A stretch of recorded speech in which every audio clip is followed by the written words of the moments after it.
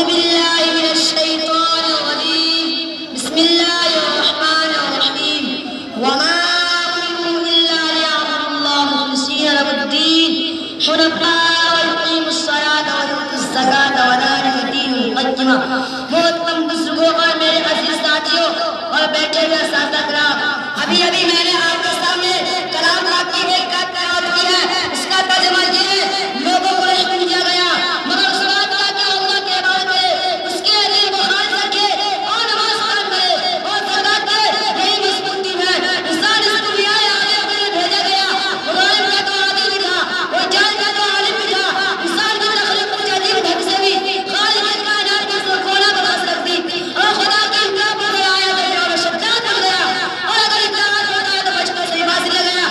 آپ اپنے ماحول پر داری میں جو قدم قدم پر خالق کائنات کی عظمت کائنات کو تعجب میں ڈال دیں.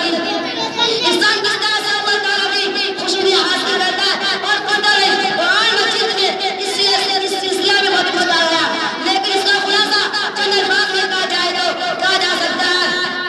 لیکن انسان